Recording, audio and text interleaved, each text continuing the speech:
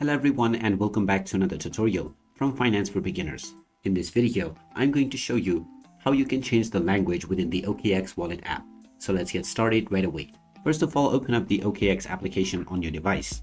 And if you haven't logged into your account already, proceed forward with your email address or your phone number and your password.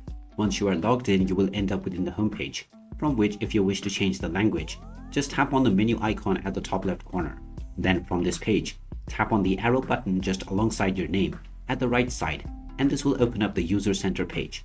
Now just click on preferences and you will now see the language option.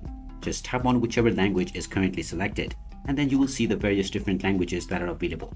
Just tap on whichever language you prefer and then the application will restart and your chosen language will be applied right away. In case you wish to change it again in the future, you can once again go back to the same page and from the preferences menu, you can choose your desired language once again. And there you have it. That is how easy it is to change the language within the OKX Wallet app. If you find this video helpful, don't forget to hit that like button and subscribe to our channel for more useful tips and tutorials.